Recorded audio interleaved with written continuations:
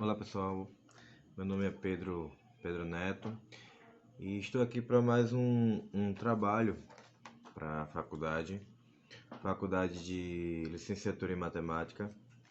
E esse trabalho hoje vai ser para duas disciplinas, tanto a de didática com a professora Lana Mara, quanto história da educação com a professora Mari Ângela, tá?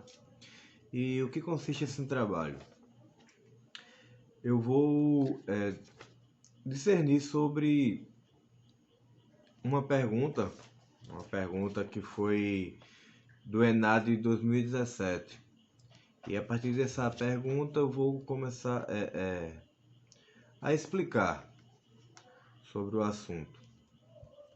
E do que se trata essa pergunta? Eu vou mostrar aqui para vocês essa charge, tá? Eu vou ler de cada quadrinho. O primeiro quadrinho vocês estão vendo que tem uma professora, tá? Dando uma aula para os alunos. O segundo quadrinho, um questionamento de dois alunos. E o terceiro, a resposta da professora. Eu vou ler aqui para vocês o primeiro quadrinho. Professora falando: crianças, essa semana iremos estudar as regiões Sul e Nordeste. Vamos aprender as diferenças entre elas. Aí a primeira criança fala: oxente, finalmente vou poder contar um monte de história da minha terra.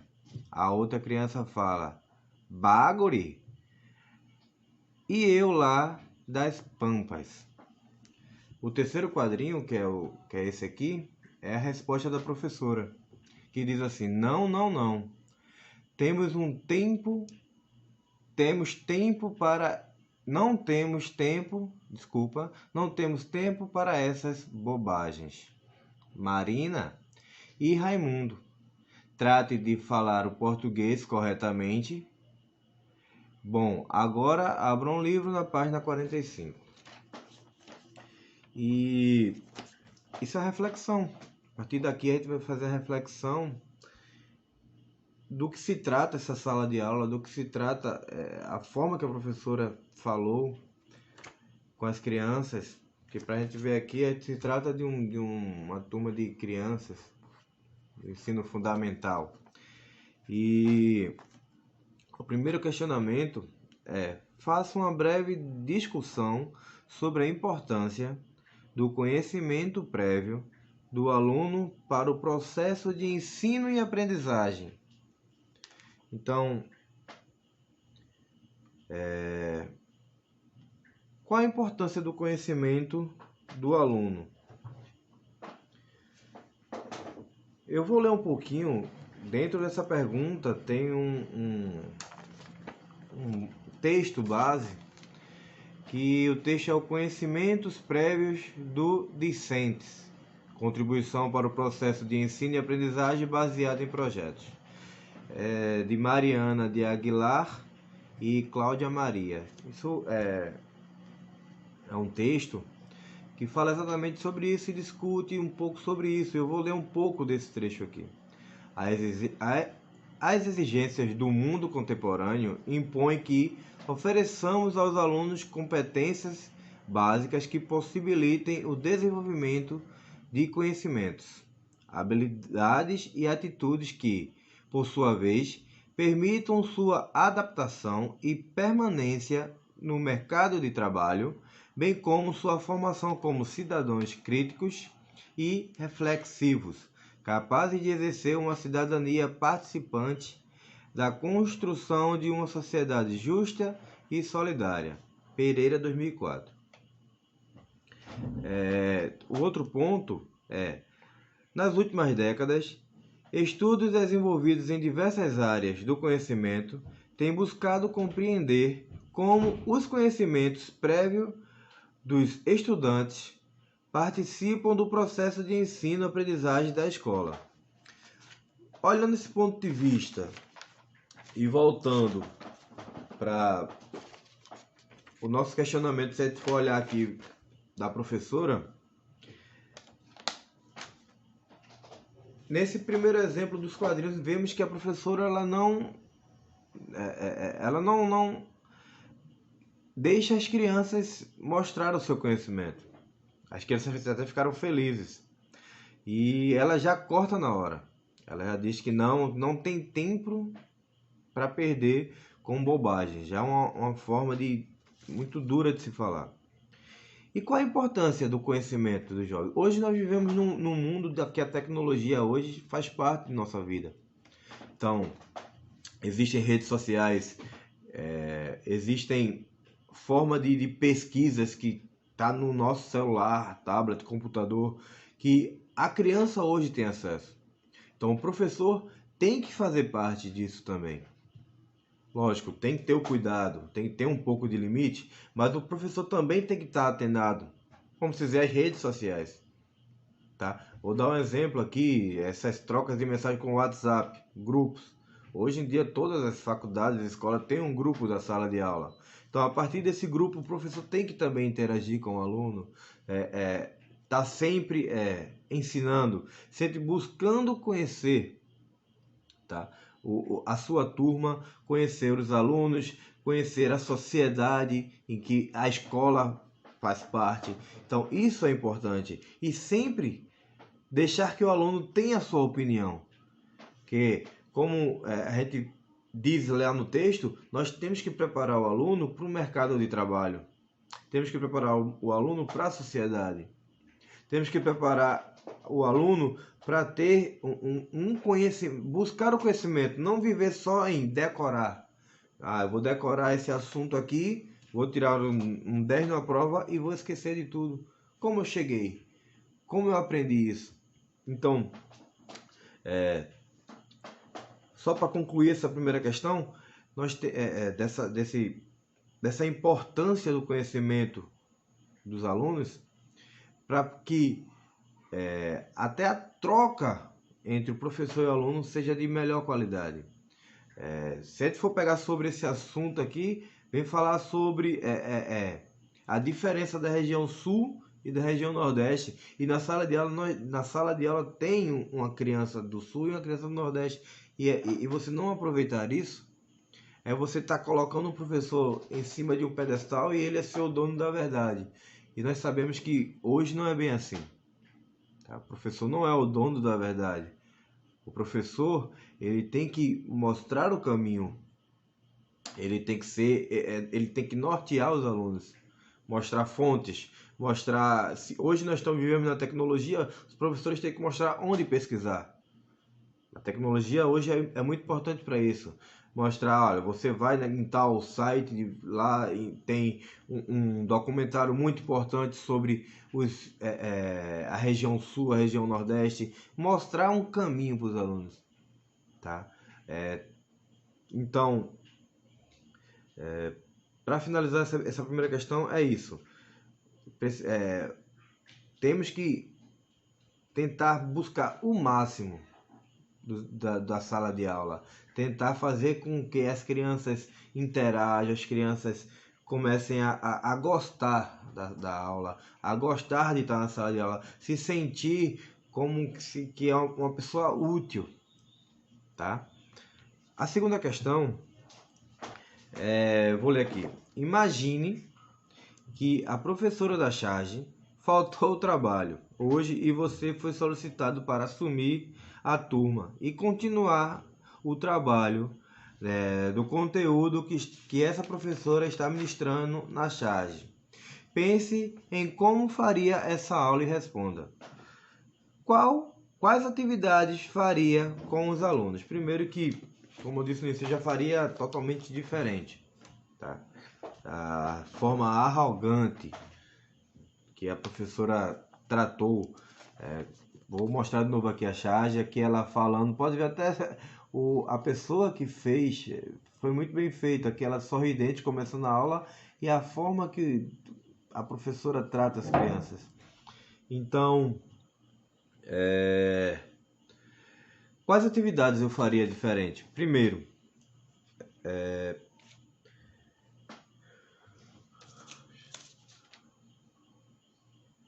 desculpa aqui,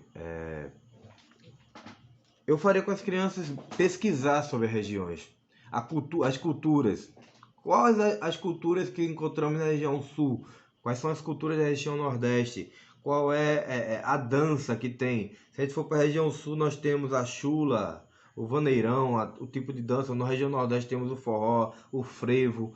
Então, trazer isso da sala de aula, tá? Fazer qual o tipo de culinária na região sul, clima. Então, dá para abranger diversos temas, tá? Até a forma também de falar, até o dialeto, como é o falar na região Nordeste, o sotaque, tá? As particularidades da região Nordeste, da região Sul, qual o significado? Aqui, se a gente for olhar na charge, a criança, a menina diz baguri, então o que isso significa, tá? Na região Nordeste diz o oxente, então começaria a trabalhar isso em sala de aula, tá? E como eu iria avaliar, tá? Essa turma através desse trabalho? Primeiro, a minha avaliação seria primeiro a troca de conhecimento. Isso é um trabalho na qual vai fazer as crianças conhecerem a nossa região, o nosso país. Conhecer a diversidade, como nós somos diferentes no mesmo país. E eu faria equipe. Então, a metade da sala ficaria responsável com a região sul em pesquisar, traria fontes, trariam tópicos para eles pesquisarem. Vocês vão pesquisar da região sul a culinária, vocês vão pesquisar da região sul a cultura, vocês vão pesquisar a outra parte da turma e pesquisar sobre a região nordeste, com os mesmos pontos. E na hora da aula eles iam fazer essa troca de conhecimentos. E a partir daí a gente via avaliando o que eles estavam aprendendo, como é que eles estavam passando o conhecimento que eles tiveram para os outros amiguinhos da sala de aula. E o terceiro ponto é como responderia às considerações realizadas pelos alunos no quadro 2. Então, como é que eu ia responder esse questionamento? Eu vou ler novamente, tá? O primeiro menino diz assim, ó: oxente, finalmente vou poder contar um monte de história de minha terra. E a outra, baguri, e eu lá dos pampas. A minha resposta seria o seguinte: é deixar os dois falarem. Eu chegaria pro primeiro e dizia: então, me conte a tua vivência. Apesar de ser criança, eles ficaram pela charge. Veja a alegria deles em poder falar um pouco da sua terra. Então, iria aproveitar ao máximo disso. Iria aproveitar para que eles pudessem se expressar, poder dizer, ó, na minha terra, lá nós brincamos no rio, nós brincamos de jogar bola, nós jogamos só tudo, deixavam eles usar do seu conhecimento para que as outras crianças, por exemplo, a criança do sul poder dizer, poxa, no Nordeste vocês fazem isso, que legal, e tirar um pouco dessa mística, dessa rincha, vamos dizer assim, que muitas pessoas criam entre as regiões. E que até a professora com isso acaba botando uma barreira. Então, isso para mim foi uma barreira que a professora colocou para que as crianças não pudessem poder falar do seu conhecimento, tá? E ficar naquela didática de simplesmente abrir o livro na página e poder ler o que está escrito no livro e fazer uma prova e avaliar dessa forma. E porque o conhecimento e a troca do conhecimento é zero, tá? E pronto. Para fazer um resumo de tudo isso, espero que vocês tenha ficado claro para vocês. O trabalho foi sobre uma questão do ENAD, só para concluir. Fala um pouco sobre a didática desta professora, de como ela tratou os alunos, de como ela tratou um problema e o meu ponto de vista sobre isso. E eu quero só trazer para vocês aqui, do meu ponto de vista, o que é ser um professor. Como tratar a sala de aula, como tratar os alunos. Primeiro ponto, nós precisamos conhecer o aluno. Ah, Pedro, mas a minha turma tem 40 alunos. Eu sei que muitas vezes fica difícil, mas precisa conhecer como, se aquele aluno ele é tímido, se aquele aluno é extrovertido. Por que precisamos conhecer? Porque qualquer mudança no comportamento daquela criança, você vai saber o porquê. O segundo ponto de conhecer o aluno é conhecer a realidade da comunidade. Onde essa escola está? Essa escola está situada numa periferia. Essa escola está num local onde tem drogas, onde a situação é precária. Então, precisa conhecer da onde essas crianças convivem, com quem elas convivem. E olhando esse ponto, vem um terceiro, que é conhecer a família das crianças.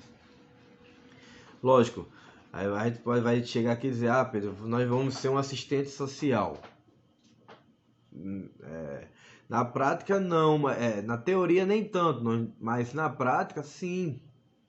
Temos que conhecer, temos que entender e simplesmente chegar para os pais e dizer: ó, teu filho está dormindo em sala de aula e eu vou castigá-lo. Mas por que ele está dormindo? Muitas vezes uma criança de 14, 15 anos precisa trabalhar a noite toda para ajudar em casa. E nós não conhecendo a realidade dessas crianças, começamos a subjugá-los e até condená-los por uma atitude que muitas vezes é inconsciente de uma criança. Muitas vezes a criança está triste porque é uma briga dentro de casa. Ele vê uma briga constante, o alcoolismo dentro de casa, pais espancando mães, e vê naquela realidade, chega na sala de aula, bate a tristeza e ela não consegue interagir com as outras crianças. Então são pontos que o professor precisa estar atento. O professor precisa saber lidar com cada caso é caso. Então,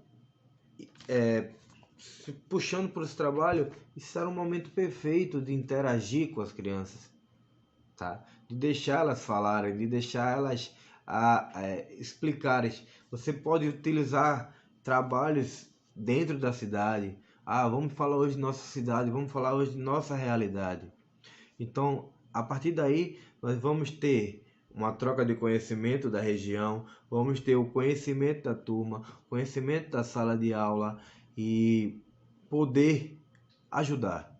Acho que o propósito do professor é ensinar, mas também é um propósito totalmente social de poder contribuir e gerar pessoas melhores, gerar cidadãos, gerar pessoas para que a gente possa tentar melhorar as nossas gerações futuras. Então é isso que eu acredito, é isso que eu vejo o que é um professor.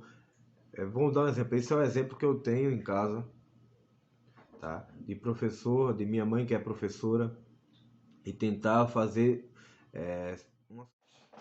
Bom, é isso. Para finalizar, muito obrigado por estar acompanhando até aqui. Fique com Deus e que possamos ser cidadãos melhores, alunos melhores, professores melhores. Fique na paz. Um abraço.